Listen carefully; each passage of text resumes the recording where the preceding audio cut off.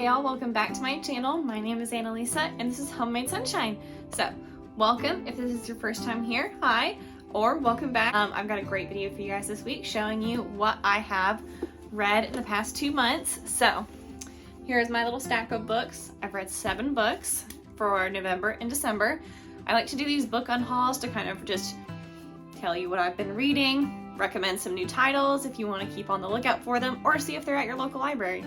I feel like I don't read too many books that are like not common books, so I feel like they'd probably be pretty easy for you to find if you want to pick them up yourselves. So, but just so you know, like, I would let you know if one of these books was not thrifted, but all of these books are thrifted this month. The only time I ever buy books is generally if I need to like complete a series, which I got like some new Blue Hill Library series books to Secrets of the Blue Hill Library. Is it of the? Yeah, of the Blue Hill Library to finish out that series. So I'm really excited to finish that series this year. But let's get started.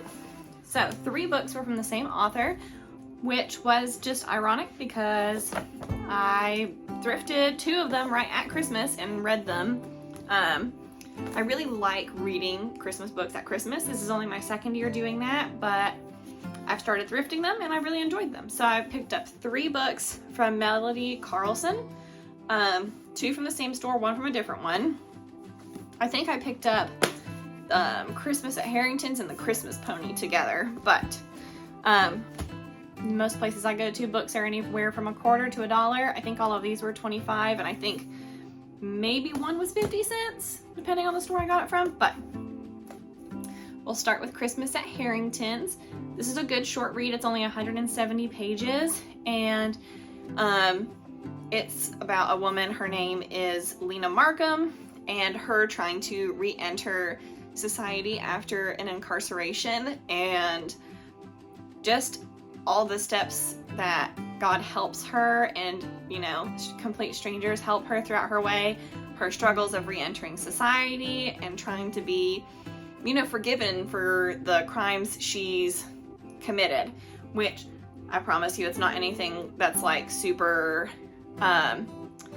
scary or risque or anything like that, you know what I mean? But I think it's a beautiful story of like hope, leaning on God when times are really hard, and about how we really just never know people's full story, and a lot of the times people are more than they meet, than more than meets the eye. So it's very good, and I love Guideposts.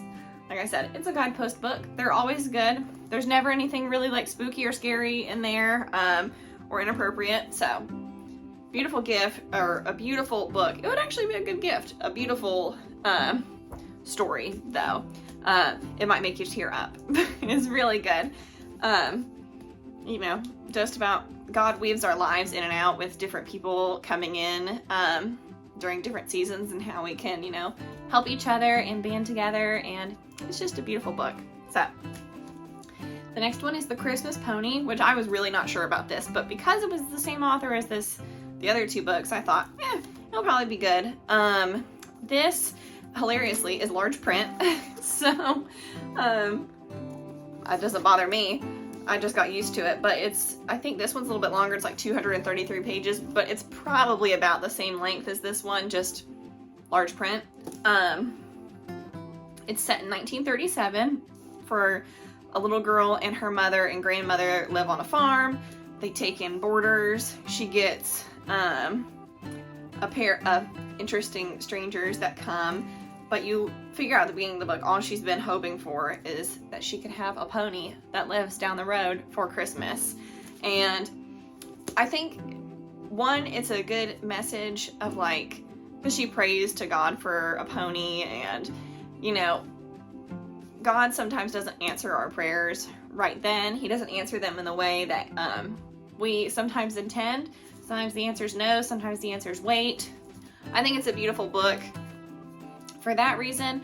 There's hope, there's joy, there's love, there's second chances, and all in all, a beautiful book. And it's a lot of like how I think it teaches a good message against materialism, all those sort of things. That's why I love, this one's actually not from Guideposts.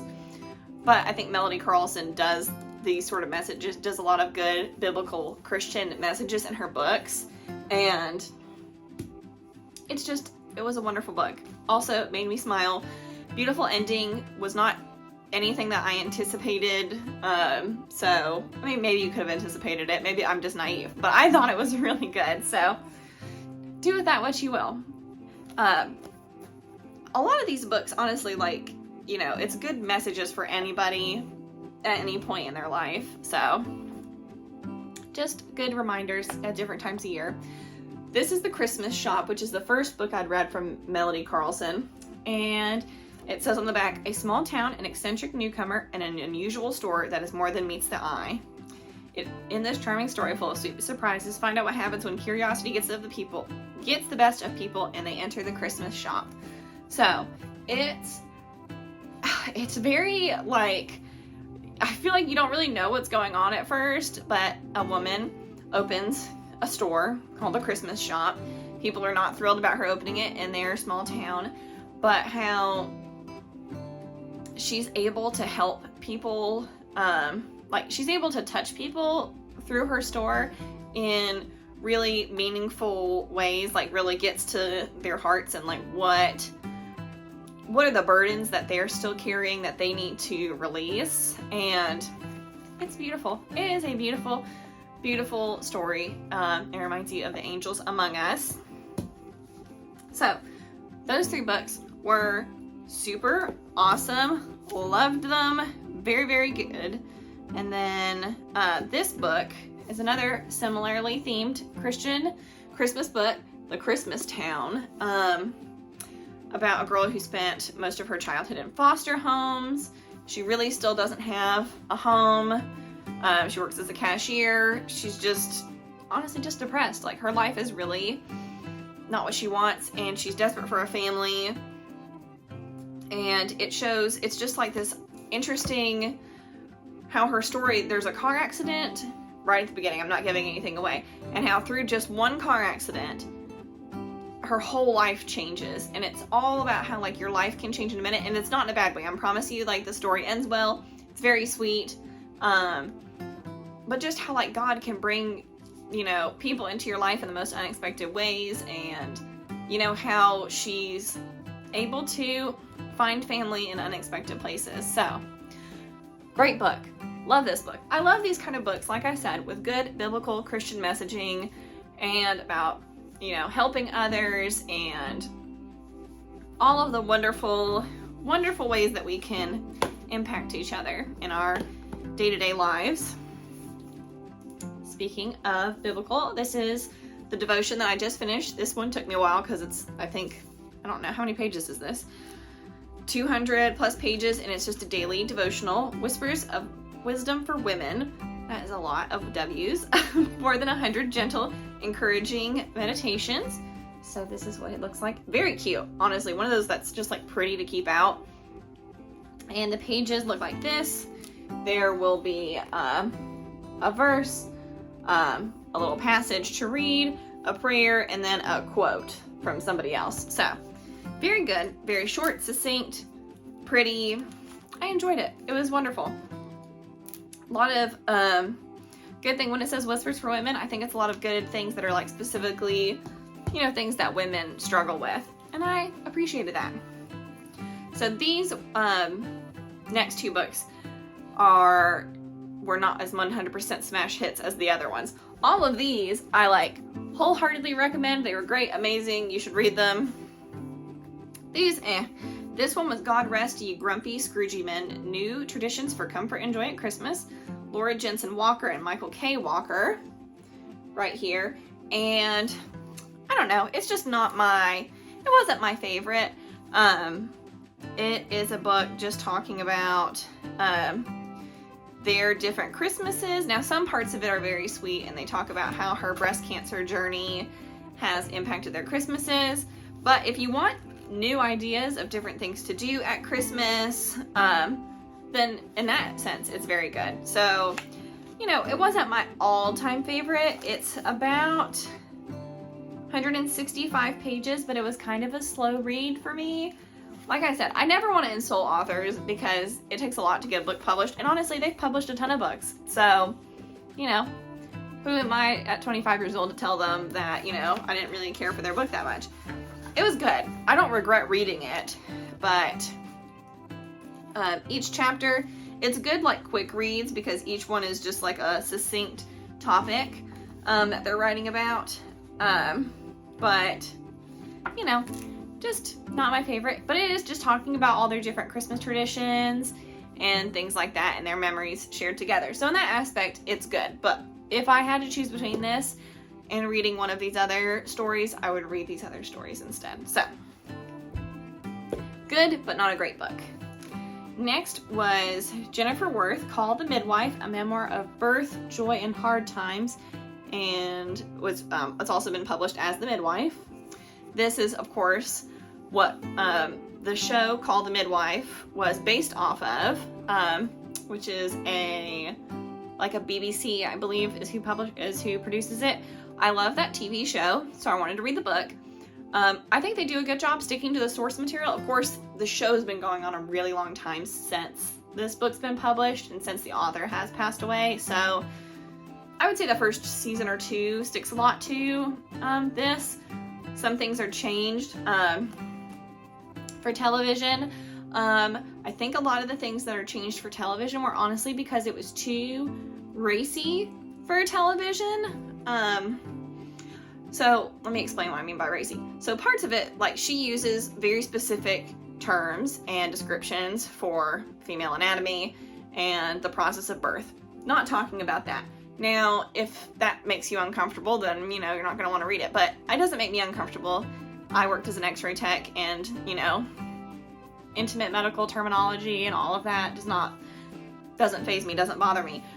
Some of the stories of what some of the working women, I'll leave it at that. Hopefully you can interpret what I mean by that. Some of their stories are honestly really hard to stomach. Like, I almost couldn't finish it, which I'm glad I did in the end, but I almost had to put the book down because it was just so gut-wrenching and the description was so vivid of what some of these working women had to go through. So I would not recommend this for teenagers. I would say I would give the book like an R rating. Not because she's not trying to be sensationalized or anything like that or to make a mockery of it. I think she's just trying to give a description of what it was like, because as a midwife, when she came into this, she had no idea that there was this whole other underworld of sinful things that were going on and what was happening to certain women and how they got trapped in these places. So in that way, it's really eye-opening, and I think it's something that we do have to acknowledge, but it is honestly kind of hard to stomach reading it. So, did I like it? Yes. I really also enjoyed the part, which this is not really in the show at all, but it shows her journey specifically of coming to Christ, and I ruined that at the end, but, I feel like I just have to. It was just so beautiful to see, like, through her work and through living with these nuns, how she comes to know the Lord, because she was not very religious beforehand. Not that she, didn't believe in God or anything else. She was just, a young woman who was just kind of flittering through life, and, through her experiences and through her work, how she comes to really, have a personal relationship with the Lord. So that I really appreciated. I thought that was beautiful, and if you can make it through some of the gritty parts, and honestly, some of those chapters, you can skip them. The chapters are pretty succinct based on different patients or a different problem that was coming up at the time. They don't build on each other super often. Every once in a while, one will. But, so if you can get through that, it's fine. But the show, if you've seen the show, it's kind of gritty in different parts. This is grittier. These were things that I was like, oh, they could not put this on television, on BBC, general TV. So those are my books for the month. I'll review the titles again with you. We've got Christmas at Harringtons by Melody Carlson. Loved this book. Amazing. Great lessons. Awesome. The Christmas Pony, Melody Carlson. Another great, heartwarming, sweet story. We've got Melody Carlson, The Christmas Shop. Another beautiful, wonderful story. super duper great. The Christmas Town, another beautiful tale. Who is this by? Donna Van Leer. She's written a lot of Christmas books, but this is the first one I've read, and it was good. You can find her books a lot of the times at thrift stores though. So your library probably also has it. Whispers of Wisdom for Women. Also beautiful. I would tell you who wrote it, but it's so many people that I wouldn't really know. It's from Barber Publishing. I'll just, hopefully you can see that. God Rest Ye Grumpy Scroogyman. It's okay. Would I read it again? No. But not horrible. It's just, but like the description of new traditions, that's a good description. If you're looking for traditions, this is a good one. But there wasn't many that I wanted to pick up for myself. Called The Midwife by Jennifer Worth. Good, very gritty. Give it an R rating. Be careful about reading it. Also, if you've got kids that are reading, I would be very keeping this book away from them, because if you're a middle schooler picked that book up, or like your 8th grade or 9th grader started reading this, you might not want them hearing all these things just yet until you can have a conversation about it. But I mean, the title called The Midwife might pull them in and be like, oh yeah, I want to read that. So parents, be warned. Be warned on that aspect. There's certain books you don't want your children picking up after you. You know, they're appropriate, they're fine for adults, but not for little ones. So that is my book haul for the month. And let me know, do you guys like reading Christmas themed books? This is only my 2nd year reading Christmas themed books. I love it. I love to collect them through the year, and then when it's Christmas time, I pull them all out from my bookshelf that has I have a book cabinet with a door, and I put them out in a pretty basket near my fireplace, which, don't worry, the fireplace, we don't have any fire, there's no fire burning, so it's not like the books are gonna catch on fire. But it just looks really pretty when people come over to see some beautiful Christmas books laid out. So that is my haul for you guys, and I hope you enjoy this video. If you like it, give me a thumbs up and consider subscribing, and I will see you guys next week. Bye.